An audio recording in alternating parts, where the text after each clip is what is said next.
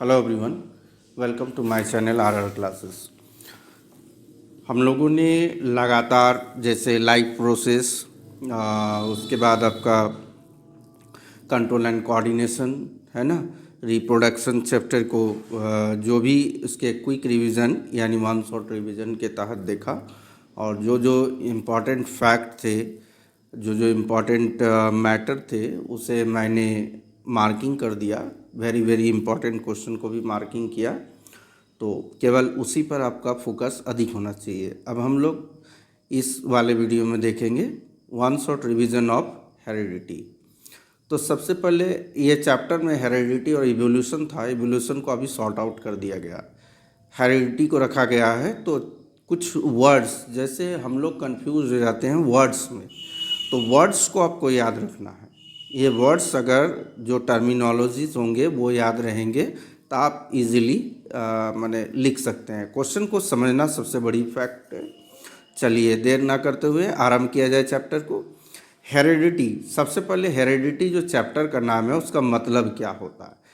तो जब एक जनरेशन से दूसरे जनरेशन में कैरेक्टर्स यानी ट्रेड्स ट्रांसफ़र होते हैं, एक जनरेशन से दूसरे जनरेशन में कैरेक्टर्स या ट्रेड्स जो ट्रांसफ़र होते हैं, उस ट्रांसमिशन को, उस प्रोसेस को हेरिडिटी कहते हैं। क्लियर हो गई। हेरिडिटी क्या है? The transmission of character from one generation to another generation. ठीक है। जेनेटिक्स क्या है? तो जेनेटिक्स है एक साइंस का ब्रांच, बायोलॉजी के साइंस का ब्रांच है, जिसके तहत हम लोग हेरिडिटी के बारे में, वेरिएशंस के बारे में स्टडी करते हैं। तो genetics is a branch of biology और science which deal with study of heredity. Variation पिछले वाले चैप्टर में हमने देखा, रिप्रोडक्शन में वेरिएशन क्या है?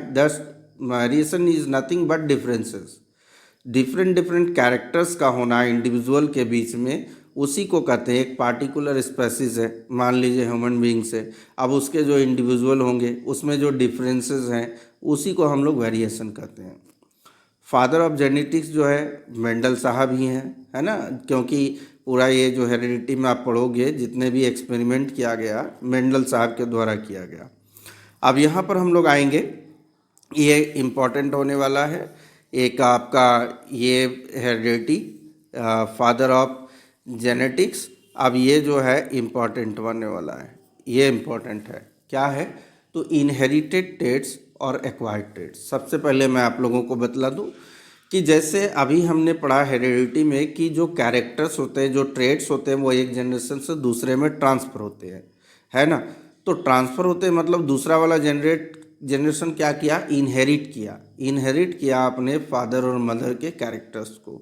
तो वैसे ट्रेड जो एक जनरेशन से दूसरे जनरेशन में जाते हैं उनको इनहेरिटेड कहते हैं।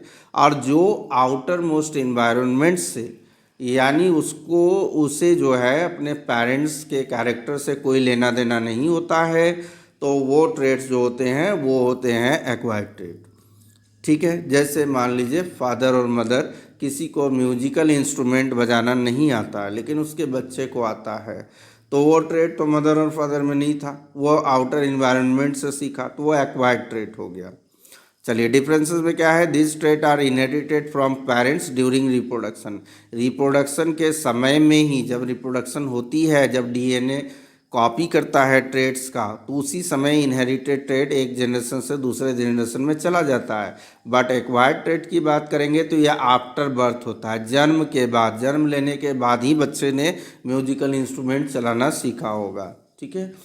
चलिए दूसरा है कि ये ट्रेड जो है ये ट्रांसमिशन भी हो सकता है और इनहेरिटेड, मतलब पेरेंट्स से जो है वो उसके ऑफस्प्रिंग में जो उसके बच्चे हैं वो उन बच्चों में चला जाएगा और उनके बच्चों से फिर उसके बच्चों में ट्रांसमिशन हो जाएगा। लेकिन वहीं अगर एक्वायर्ड ट्रेड की बात करेंगे, ना तो ये इनहेरिटेड होता है ना तो इसकी ट्रांसमिशन होती है। अगर इनहेरिटेड ट्रेड का एग्जांपल देना हो तो स्किन का कलर, जैसे फादर और मदर के स्किन के कलर पर डिपेंड करता है, आई का कलर, ब्लड का ग्रुप, नोज शेप, ये सब जो होता है बॉडी रिगार्डिंग स्ट्रक्चर, वो डिपेंड करता है पेरेंट्स पर, है ना। तो ये चूँकि पेरेंट्स से आता है तो इनहेरिटेड ट्रेट हो गया। वहीं पर कहेंगे पायर्सिंग ऑफ ईयर और नोज, नाक कान में छिद्र करवाना, तो तो वो क्या है, तो वो हो गया अपने से। कोई ज़रूरी नहीं है कि मदर और फादर ने करवाया तो उसके बच्चे करवाए, या बच्चों ने करवाया या मदर फादर का है, ऐसा ज़रूरी नहीं है। इसके अलावा वेट लूज़ करना, ये वेट गेन करना, नॉलेज, ड्राइविंग स्किल होना, मम्मी और पापा दोनों को किसी को ड्राइविंग ना आता, बच्चे ने ड्राइविंग स्किल सीखा हो, तो ये हो गया एक्वायर्ड ट्रेट। क्लियर होगी। चलिए कुछ टर्मिनोलॉजीज़ हैं जो कि आप लोगों को जानना है। ऐसा तो नहीं कहूँगा कि इसमें सारे के सारे इम्पॉर्टेंट होंगे। सबसे पहले हम लोग बात करेंगे डीएनए। तो डीएनए के बारे में हमने स्टडी कर लिया पहले ही। डीऑक्सी राइबोज न्यूक्लिक एसिड है ना, फुल फॉर्म होता है डीएनए का। ये क्या होता है, एक थ्रेड लाइक स्ट्रक्चर होता है जो हमारे सेल के न्यूक्लियस के अंदर पाया जाता है। हमारा ये सेल रहा, इस सेल के अंदर जो न्यूक्लियस है, इस न्यूक्लियस के अंदर देखेंगे आप जैसे धागे के समान है ना, तो ये होता है डीएनए। ठीक है। जब सेल डिवीज़न होता है तो सेल डिवीज़न के समय में ये डीएनए क्या करता है, कॉइल के रूप में लपटा जाता है। जैसे ऊन के बंडल आपने खोल दिए, ऊन के बंडल खोल दिए, फिर उसको लपेट कर एक बंडल तैयार किया गया ना, तो उसी तरह जब ये थ्रेड जो है सेल डिवीज़न के समय में ये बंडल के रूप में होता है, कॉइलिंग करने लगता है, इसको हम लोग क्रोमैटिन कहते हैं। ठीक है। इसके बाद ये कॉइल के रूप में देखिए आ गया, यहाँ पर ये कॉइल के रूप में बन गया है, इसको कहेंगे क्रोमोजोम्स। तो ऐसे ऐसे 23 पेयर क्रोमोजोम्स होते हैं, यानी 46 नंबर में होते हैं, जिसमें 22 पेयर को ऑटोजोम्स कहते हैं, जो बॉडी से रिगार्डिंग इंफॉर्मेशन को कॉपी करता है। जैसे स्किन का कलर हुआ, नोज का शेप हुआ, आई का कलर हुआ, तो ये डिपेंड करता है, यानी ये बॉडी रिगार्डिंग कैरेक्टर को दर्शाता है। वहीं पर 22 पेयर, ठीक है, 23 पेयर टोटल होता है, 22 पेयर क्या है, 22 पेयर जो है ऑटोजोम्स है, बॉडी रिगार्डिंग कैरेक्टर को कैरी करता है और कॉपी करता है। और एक पेयर जो है वो सेक्स क्रोमोजोम्स होता है, वो सेक्स डिटरमाइनेशन के काम में आता है। तो आगे हम लोग इसको देखेंगे। जीन्स की बात करेंगे तो ये जो डीएनए देख रहे हैं आप, जो सेल के न्यूक्लियस के अंदर है, उसी का एक टुकड़ा। चूँकि डीएनए क्या रखता है, अपने अंदर इन्फॉर्मेशन रखता है, बॉडी से रिगार्डिंग इन्फॉर्मेशन रखता है ना। तो डीएनए का जो प्रत्येक पार्ट, जैसे अब आई से रिलेटेड जो इन्फॉर्मेशन होगा, जैसे आइस का कलर कैसा होगा, तो ब्लू होगा, ग्रे होगा, ब्लैक होगा, वो इन्फॉर्मेशन एक टुकड़े में। दूसरा हो गया नोज का शेप का इन्फॉर्मेशन, तीसरा हो गया स्किन के कलर का इन्फॉर्मेशन, चौथा हो गया आपके हेयर का कलर का इन्फॉर्मेशन। तो part by part DNA part by part बटा होता है, और हर एक पार्ट एक पार्टिकुलर कैरेक्टर को एक्सिस्ट करता है। ठीक है। तो उस टुकड़े को, उस पार्ट को हम लोग जीन कहेंगे। ठीक है, क्लियर हो गई। चलिए ये देखिए, ये डीएनए का शेप देख रहे हैं हम लोग, और डीएनए में मैंने बांट दिया 1 2 3 4 करके बांट दिया। तो पहला पार्ट क्या है, तो पहला पार्ट मान लीजिए नोज का शेप का इंफॉर्मेशन रखता है, दूसरा वाला क्या करता है, स्किन का कलर का रखता है, तीसरा वाला हेयर का कलर का रखता है, चौथा वाला ब्लड ग्रुप से रिलेटेड कैरेक्टरिस्टिक्स। इस तरह अलग अलग ग्रुप, अलग अलग खंड बना हुआ है, इसी खंड को जीन कहते हैं। अब हम लोग बात करेंगे हैप्लॉइड और डिप्लॉइड की। तो हैप्लॉइड का मतलब होता है सिंगल, और डिप्लॉइड का मतलब होता है डबल। तो हैप्लॉइड क्या है, यहाँ पर देखिए, ए सेल और organism with one set of chromosome, जिसमें एक सेट क्रोमोजोम का हो। जैसे यहाँ 23 पेयर ऑफ क्रोमोजोम है ना, तो 23 पेयर माने ये दो दो सेट का, देख रहे हैं ना, ये दो दो सेट का। तो जब ये एक सेट का होगा, एक सेट का मतलब मान लीजिए एक ही कलर का हो, ये ब्लू कलर का, ये भी ब्लू कलर का, ये भी ब्लू कलर का, सब ब्लू कलर के बंडल अलग कर दिए, तो वो वन सेट हो गया। तो वन सेट ऑफ क्रोमोजोम जो होगा उसको हम लोग कहेंगे हैप्लॉइड। और जब दो दो सेट का होगा, जैसे एक ब्लू एक ब्लैक, एक ग्रीन एक येलो, इस तरह का दो दो सेट का होगा क्रोमोजोम, तो हम लोग कहेंगे क्या, वहाँ उसको कहेंगे डिप्लॉइड। ठीक है। तो फर्टिलाइजेशन जब होता है, फर्टिलाइजेशन, तो वहाँ पर हैप्लॉइड गैमेट्स जो है कॉम्बाइन होते हैं और क्या बनाते हैं, एक डिप्लॉइड गैमेट बनाते हैं। जैसे यहाँ पर समझिए, और यहीं पर हम लोग सेक्स डिटरमाइनेशन को भी देखेंगे। जैसे ये फादर का हो गया, ये हो गया मदर का, तो एक जो गर्ल्स होती है उसमें यही टेंडेंसी होती है कि वो हमेशा गर्ल्स को ही बर्थ दे सकती है। लेकिन ये बॉयज़ या गर्ल्स का बर्थ होना वो डिपेंड करता है कम्प्लीटली मेल पर। तो ये हो गया मेल का, ये हो गया फीमेल का। अब ये दोनों ही, जैसे इसका एक सेट उठाया हमने एक्स और इसका एक सेट उठाया हमने एक्स, तो एक एक सेट दोनों का आ गया ना, तो ये एक सेट जब काम कर रहा है तो ये हैप्लॉइड हो गया। लेकिन जैसे ही गैमेट बना उसमें एक्स एक्स आया, माने ये क्या है, ये आपका गर्ल चाइल्ड हो गया। एक्स एक्स गर्ल का होता है तो गर्ल चाइल्ड हो गया। तो एक सेट इससे आया और एक सेट इससे आया, तो एक एक सेट मिला, मैंने हैप्लॉइड हैप्लॉइड मिला। कब? फर्टिलाइजेशन के समय में। और जो जाइगोट बन गया तो ये सेल बन गया, तो इसमें दोनों ही है, देखिए 2 सेट हो गया। अब फिर इसी तरह इसका y लिया जाए और इसका x लिया जाए, तो यहाँ क्या होगा, x और y, ये क्या हो गया, मेल चाइल्ड का बर्थ हो गया। तो इसमें भी x एक यहाँ से आया ग्रुप और एक y यहाँ से आया, ठीक है, y और x आया, तो ये हैप्लॉइड मिलकर क्या बनाया, डिप्लॉइड बनाया। क्लियर हो गई। चलिए नेक्स्ट आते हैं हम लोग। देखिए हैप्लॉइड का यहाँ आप स्ट्रक्चर देख सकते हो, ए बी सी, माने ए वाला ग्रुप एक वो है, बी वाला का एक वो है, सी वाला का एक पीस है हैप्लॉइड। लेकिन यहाँ पर देखेंगे कि ए का 2 है, 2 सेट, बी का भी 2 सेट, सी का भी 2 सेट, ये है डायप्लॉइड, ठीक है।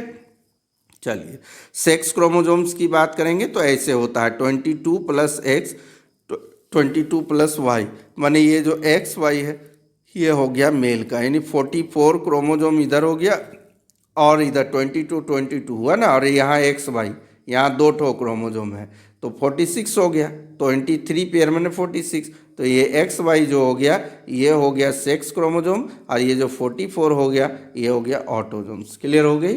चलिए आगे हम लोग देखेंगे एलील्स। वर्ड्स को जानना है केवल यहाँ पर, वर्ड्स। अब हाँ, यहाँ डीएनए के कॉपी करने के प्रोसेस को हम लोग कहते हैं रिप्लिकेशन, याद रहेगी ना। चलिए एलील्स की बात करेंगे। तो एलील देखिए, अभी जो हम लोग पी प्लांट के बारे में पढ़ने जाएंगे तो वहाँ पर एलील्स के विषय में देखेंगे।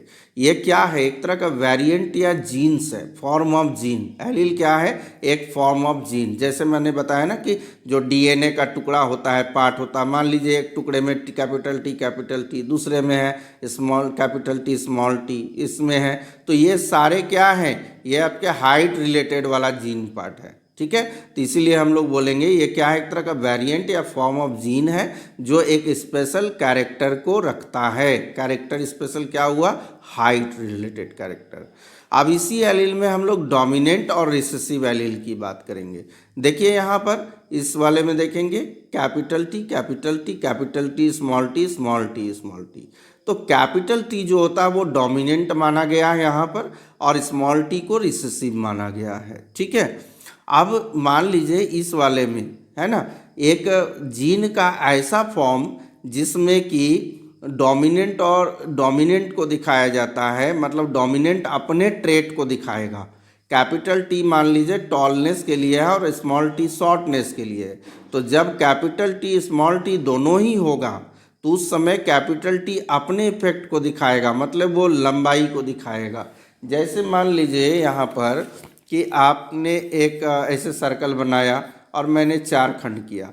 आपने यहाँ येलो कलर दिया, यहाँ ग्रीन कलर दिया, यहाँ वाइट कलर दिया, यहाँ पिंक कलर दिया, ठीक है, पिंक कलर दिया। हमने एक कलर लेकर आया ब्लैक, ये ब्लैक कलर इस पर दे दिया, तो क्या होगा, सारा का सारा ब्लैक दिखेगा।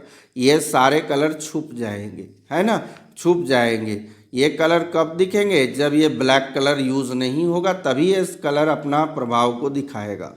तो ये जो ब्लैक कलर हुआ ये डोमिनेंट हो गया, ये रिसेसिव हो गया। तो रिसेसिव अपना इफेक्ट कब दिखाएगा, जब डोमिनेंट नहीं होगा तो। अगर डोमिनेंट और रिसेसिव दोनों आया तो डोमिनेंट का इफेक्ट देखने को मिलेगा। तो यहाँ कैपिटल टी स्मॉल टी है, ये टॉलनेस को बताएगा। आपने तो कहा था कि कैपिटल टी टॉलनेस और स्मॉल टी ड्वार्फनेस, भाई बोला था मैंने, लेकिन कैपिटल टी जो है हो गया वो डोमिनेंट हो गया, यानी स्मॉल टी है ड्वार्फनेस के कारण। ड्वार्फनेस जो है ये ब्लैक कलर है, ये वाइट कलर है, तो स्वाभाविक है ब्लैक कलर डोमिनेंस होगा। तो ये डोमिनेंट अपना इफेक्ट कब दिखाएगा, जब ये कैपिटल टी होगा ही नहीं। टी हो गया डोमिनेंट और ये हो गया स्मॉल, ठीक है। जैसे आपके घर में मान लीजिए कैपिटल टी फादर है, स्मॉल टी मदर है, तो किसका इफेक्ट ज़्यादा दिखता है, किसका पावर, किसका प्रभाव ज़्यादा दिखने को मिलता है, फादर का, ठीक है। फादर ये क्या करेगी, तो ये जो मदर है इसके डिसीजन को एक्सेप्ट करेगी। वहीं पर अगर हम लोग बात करेंगे दोनों ही एलील सेम हो, यानी दोनों ही स्मॉल टी हो, कैपिटल टी हो ही नहीं, तो उस समय उसका प्रभाव दिखेगा। रिसेसिव एलील वो होते हैं वैसे एलील जो अपना डोमिनेंस कब दिखाएंगे, जब वहाँ पर डोमिनेंट एलील नहीं होगा। क्लियर हो गया। स्मॉल टी जब होगा केवल स्मॉल टी होगा दोनों, तभी हम लोग कहेंगे प्लांट ड्वार्फ है।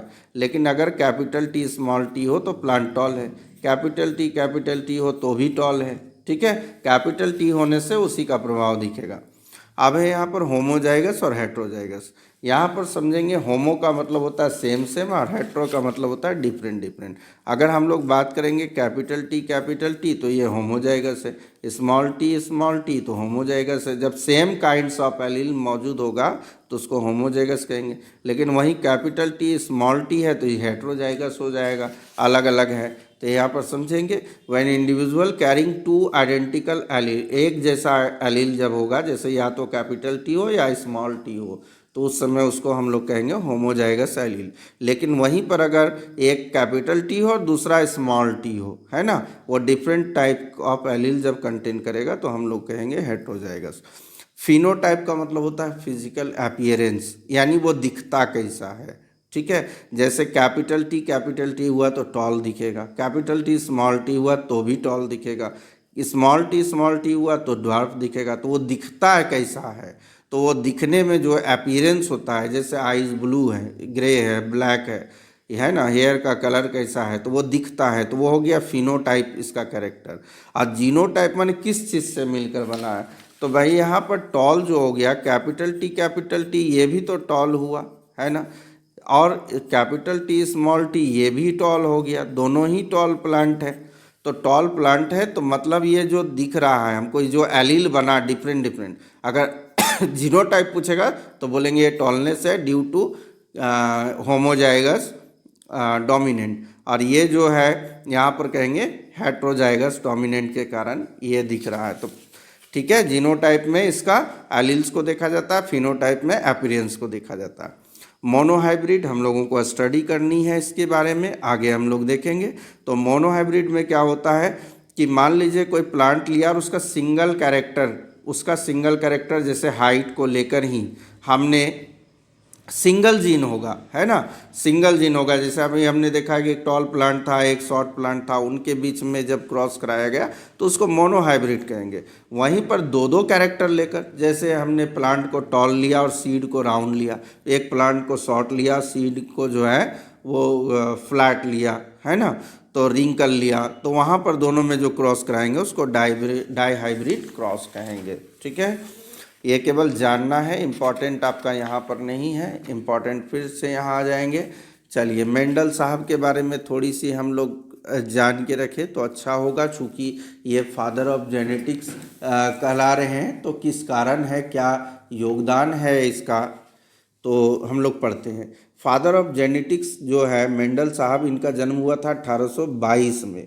ठीक है, 1822 में हुआ था, और उन्होंने ही कौन सा लॉ दिया था, लॉ ऑफ इनहेरिटेंस। याद रखेंगे, जॉर्ज मेंडल ने जो दिया था अपना लॉ दिया था, तो उनको जैसे फादर ऑफ जेनेटिक्स कहा गया ना, तो उन्होंने जो नियम दिया था, लॉ दिया था, तो उसको कहेंगे लॉ ऑफ इनहेरिटेंस। ठीक है, तो उन्होंने एक्सपेरिमेंट किया था, और एक्सपेरिमेंट किया था एक मठ में। जब वो पढ़ाई करते थे तो एक मठ में रहते थे, और वहाँ पर उन्होंने एक्सपेरिमेंट किया था, लॉन्ग टाइम वहाँ रह कर एक्सपेरिमेंट किया था, और अपने एक्सपेरिमेंट को उन्होंने गार्डन के पी प्लांट पर किया था। ठीक है, याद रहेगा, पी प्लांट पर किया गया था। अब यहाँ पर है सवाल कि उन्होंने पी प्लांट पर ही सारे एक्सपेरिमेंट क्यों किए। और भी हमारे पास प्लांट है, जैसे वाटरमेलन के प्लांट है, जैसे लेडीज फिंगर के प्लांट है, तो उन्होंने पी प्लांट को ही क्यों चुना था। 1856 से 1863 तक उन्होंने लगातार एक्सपेरिमेंट किया पी प्लांट पर। तो आखिर क्या खूबी थी उस प्लांट पर। सबसे पहले शॉर्ट लाइफ स्पेन, ये जो पी प्लांट का होता है लाइफ स्पेन छोटा होता है, मतलब बहुत कम समय में वो मैच्योर होकर अपने फिर नेक्स्ट जनरेशन को शो कर देता है। ठीक है, तो ये पहला कारण था। दूसरे प्लांट अधिक समय लेंगे मैच्योर होने में, तो भाई एक प्लांट यदि 5 साल, अगर बरगद का पेड़ ही ले लिया जाए तो उस पर एक्सपेरिमेंट करते करते तो मेंडल साहब और उसके पोते पोती जो भी होंगे वो भी एक्सपेरिमेंट को कंप्लीट नहीं करेंगे। तो इसलिए उन्होंने ऐसा प्लांट चुना जो कि शॉर्ट टाइम में मैच्योर हो जाए, ये पहली बात है ना। एक्सपेरिमेंट का रिजल्ट देख सकते हैं। तीसरा क्या, एनुअल प्लांट, ये सालों भर पाया जाता है ये प्लांट, इसलिए रिसर्च या एक्सपेरिमेंट हम लोग सालों भर इस पर कर सकते हैं। तीसरा क्या है, ये बाइसेक्सुअल फ्लावर है, मतलब इसके फ्लावर में जो है आप इसके फ्लावर जो है बाइसेक्सुअल यानी दोनों ही तरह के मेल और फीमेल पार्ट दोनों मौजूद होते हैं। तो मेंडल साहब एक्सपेरिमेंट आराम से कर सकते हैं, चाहे तो वो सेल्फ पॉलिनेशन करा ले या क्रॉस पॉलिनेशन करा ले। इसके अलावा जो है कंट्रास्टिंग ट्रेट्स ऑफ 7 कैरेक्टर्स, तो लार्ज नंबर ऑफ जो चॉइस था एक्सपेरिमेंट का कि मटर के प्लांट में जो है 7 तरह के उन्होंने अलग अलग कैरेक्टर्स देखे थे। ठीक है, अब 2 मटर के प्लांट लिया, एक तो हाइट हो गया, हाइट के रिगार्डिंग अगर देखेंगे एक टॉल है दूसरा ड्वार्फ है। तो इसी तरह सीड्स को देखा तो एक राउंड है दूसरा रिंकल है। तो ऐसे ऐसे 7 कैरेक्टर्स थे जिनको उठाकर मेंडल साहब एक्सपेरिमेंट कर सकते थे। साथ में जो पी प्लांट का ऑफस्प्रिंग होगा वो लार्ज नंबर में होगा। तो ये रीजन है, ये रीजन वाला BBI आप कर दीजिए कि ये क्वेश्चन आएगा। चलिए अगले क्वेश्चन में है कि वो 7 कैरेक्टर्स आखिर कौन थे, जो contrasting of trait of 7 character वो कौन थे। तो देखिए पहला सीड का शेप राउंड होता है, रिंकल होता है। ठीक है, दूसरा अगर हम लोग देखेंगे यहाँ पर सीड का कलर, तो सीड का कलर जो होता है वो येलो भी होता है ग्रीन भी। पी प्लांट का बारे में हम लोग पढ़ रहे हैं, सीड का कलर येलो और ग्रीन होता है। फ्लावर का कलर वॉयलेट भी होता है, वाइट भी होता है। पोड शेप, जो मटर जिसके अंदर मटर के दाने होते हैं है ना, वो पोड जो छिलका देख रहे हो वो पोड जो है वो फूल भी होता है ना, पूरा फूला हुआ होता है और यह सूजा हुआ होता है। पोड का कलर देखेंगे उस छिलके का तो ग्रीन भी होता है, येलो भी होता है। फ्लावर की पोजीशन देखेंगे तो एक्सियल भी होता है, टर्मिनल। एक्सियल का मतलब एकदम टिप पर उगना और टर्मिनल का मतलब बीच माने इंटरनोड में उगना। स्टेम लेंथ देखेंगे तो टॉल भी होता है, ड्वार्फ होता है। ये 7 जो है कैरेक्टर हैं जिसको हम लोगों ने कहा कंट्रास्टिंग ट्रेट। ठीक है, तो ये आप याद रखो कि ये वाला टॉपिक इम्पॉर्टेंट है, वेरी वेरी इंपॉर्टेंट है। चलिए यहाँ पर हम लोग मेंडल साहब का लॉ ऑफ इनहेरिटेंस का विषय में स्टडी करेंगे, तो ये टॉपिक इम्पॉर्टेंट रहने वाला होगा। सबसे पहले देखा जाए कि Mendel's law of inheritance, law उन्होंने दिया था उसका नाम था मोनोहाइब्रिड क्रॉस कराया। मोनोहाइब्रिड मैंने सिंगल कैरेक्टर लेकर, है ना।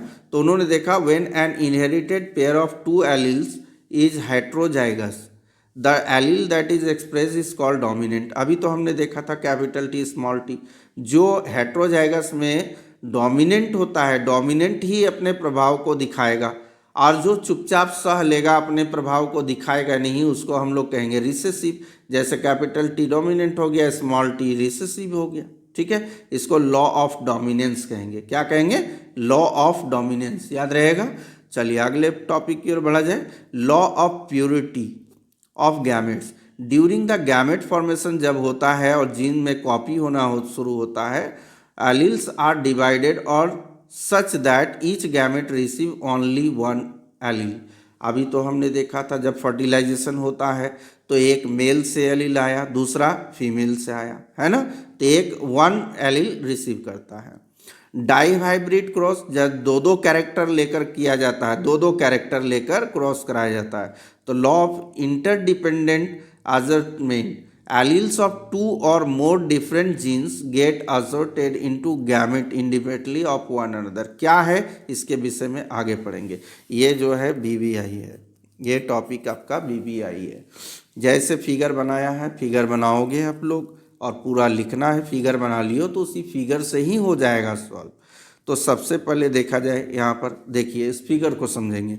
मेंडल साहब ने एक टॉल प्लांट लिया, एक ड्वार्फ प्लांट लिया। ठीक है, मेंडल साहब ने एक टॉल लिया, एक ड्वार्फ। टॉल के लिए उन्होंने एलील लिया कैपिटल T जो कि होमोजाइगस, और स्मॉल t ये भी होमोजाइगस, ये ड्वार्फ के लिए है। तो उन्होंने जब पेरेंट जनरेशन से इनको बीच में क्या कराया, क्रॉस कराया तो F1 जनरेशन में कुछ ऐसे देखने को मिले। देखिए ये capital T small t capital T small t capital T small t capital T small t। अगर फिनोटाइप की बात करेंगे तो सारे के सारे प्लांट लंबे हैं, यानी कि सारे प्लांट्स इसमें लंबे थे।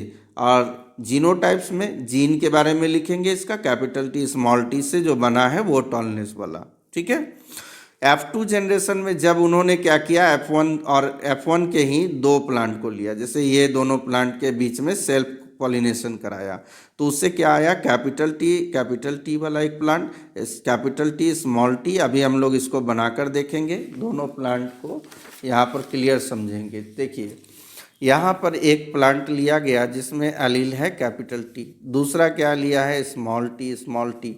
आप क्या करते हो, इसका कैपिटल टी और इसका स्मॉल टी लेते हो, तो कैपिटल टी स्मॉल टी आया। फिर इसका कैपिटल टी, इसका ये वाला स्मॉल टी लेते हो तो कैपिटल टी स्मॉल टी आया। फिर इसका ये वाला टी और इसका ये वाला फर्स्ट वाला टी, इसको लेते हो तो क्या आता है, कैपिटल टी स्मॉल टी। फिर इसका ये वाला कैपिटल टी और ये वाला स्मॉल टी लेते हो तो कैपिटल टी स्मॉल टी। ये आ गया F1 जनरेशन में, ये पेरेंट से था F1 जनरेशन में। फिनोटाइप ऑल आर टॉल, सभी में क्या है यहाँ पर डोमिनेंट कैपिटल टी। अगर F2 जनरेशन की बात करेंगे, यानी दो प्लांट को हमने ले लिया, मेंडल साहब ने लिया दो प्लांट को, अब इनके बीच में कराना, इन दोनों के बीच में, ठीक है। तो पहला इसका लिया जाए कैपिटल टी, इसका भी लिया जाए कैपिटल टी, दोनों कैपिटल टी हो गया। देखिए फिर इसका पहला कैपिटल टी और इसका दूसरा लिया जाए तो स्मॉल टी, फिर इसका दूसरा लिया जाए और इसका पहला लिया जाए तो कैपिटल टी स्मॉल टी। अगर फिर इसका दूसरा लिया जाए और इसका भी दूसरा लिया जाए कैपिटल टी स्मॉल टी, तो इन्होंने दिखाया कि यहाँ पर जो है फिनोटाइप में 3 लंबे पौधे हो गए और एक ड्वार्फ, माने स्मॉल टी जो ड्वार्फ हो गया 1। तो फिनोटाइप में कैसा दिख रहा है, 3 लंबे एक नाटा, तो ये फिनोटाइप हो गया। और जीनोटाइप अगर पूछा जाए तो जीनोटाइप में कैसे रेशियो में है, तो एक प्योर टॉल वाला है 1, दूसरा जो है वो हेट्रोजाइगस वाला है 2 ठो, और एक है प्योर ड्वार्फ वाला, तो 1:2:1 के रेशियो में है। ये आपका जीनोटाइप शो करेगा। तो ये क्या हुआ, सिंगल कैरेक्टर को लेकर उन्होंने दिखाया, इसी एक्सपेरिमेंट के बारे में हम लोगों ने देखा। यहाँ पर क्या करा, Mendel found that traits can be dominant और रिसेसिव, उन्होंने देखा, ठीक है, मेंडल साहब में। अब when he cross a tall P plant with A short T plant के साथ जब क्रॉस कराया तो फर्स्ट जनरेशन में के जितने भी ऑफ स्प्रिंग आए सारे के सारे टॉल थे, हमने देखा। टू अंडरस्टैंड दैट, आखिर सारे के सारे टॉल थे तो ड्वार्फ वाला प्रॉपर्टी गया कहाँ, क्या ड्वार्फ वाला प्रॉपर्टी नहीं आएगा? भाई पहले जनरेशन में तो नहीं आया, सब टॉल हो गए, लेकिन फिर से उन्होंने फर्स्ट जनरेशन के 2 प्लांट को लिया और उनके बीच में सेल्फ पॉलिनेटेड कराया। अब सेल्फ पॉलिनेटेड कराया तो उन्होंने ऑब्जर्व किया कि जो सेकेंड जनरेशन में थे उसमें दोनों ही तरह के प्लांट आ गए, यानी शॉर्ट वाला भी आ गए और टॉल वाला भी आ गए, 3:1 के रेशियो में आ गए। तो उन्होंने ये चीज़ बताया कि short traits was present in the first generation, है ना, traits was present in the first generation but unable to express itself. Short generation first generation में भी था शॉर्ट वाला ट्रेड, ये जो कैपिटल टी स्मॉल टी तो पहले वाले में भी था, लेकिन ये स्मॉल टी के कारण ड्वार्फ तो नहीं हुआ, ये सारे के सारे प्लांट टॉल हो गए, है ना। तो वो अपना ट्रेड को एक्सप्रेस नहीं कर पा रहा था, अपने इफेक्ट को नहीं दिखा पा रहा था, लेकिन जब वो सिंगल में आ गया स्मॉल टी तभी वो अपने गुण को दिखा पाया। तो ये वाला BBI है, एकदम मस्ट, इसको याद रखना है आप लोगों को। चलिए यहाँ पर नेक्स्ट हम लोग आगे बढ़ते हैं। तो नेक्स्ट वाले में क्या है, मेंडल साहब ने अब क्या किया, डाई हाइब्रिड क्रॉस कराया। डाई हाइब्रिड का मतलब 2-2 कैरेक्टर को एक साथ लेकर उन्होंने कराया। अब यहाँ पर देखिए पेरेंट जनरेशन में अगर बात करेंगे तो कैपिटल R और कैपिटल Y, ये राउंड और येलो को शो कर रहा है। ये जो सीड है कैसा है, तो राउंड है और येलो कलर का। दूसरा सीड जो है वो रिंकल है, राउंड नहीं है, और ये ग्रीन कलर का। इन दोनों के बीच में जब क्रॉस कराया तो फर्स्ट जनरेशन में क्या होगा, तो फर्स्ट जनरेशन में क्या कहा था मैंने कि सारे के सारे डोमिनेंट वाले इफेक्ट दिखेंगे, यानी राउंड और येलो, जो कैपिटल से दिखाया गया वही होगा। अब उन्होंने सारे वाले में उठाया जब इस तरह का राउंड और येलो, और उनके बीच में उन्होंने फिर से सेल्फ कराया, तो सेकेंड जनरेशन में क्या हुआ कि वो एक रेशियो में आ गया। ये वाला देखिए, ये टेबल को आप स्क्रीनशॉट ले सकते हो, और इस टेबल से आप मल्टीप्लाई करोगे, जैसे ये क्रॉस में y हो गया कैपिटल R, फिर y का स्मॉल y से कैपिटल Y स्मॉल y, फिर कैपिटल R का कैपिटल R के साथ, ठीक है। तो जो कैपिटल लेटर होगा उसी के नाम से वह जाना जाएगा, जिसमें सारे कैपिटल है। तो येलो और राउंड हो गया। इसमें एक बड़ा वाई है, यानी येलो हो गया। छोटा वाई होगा तभी ग्रीन होगा। एक बड़ा है ना, तो ये हो गया येलो, और बड़ा आर है, इसका मतलब राउंड हो गया।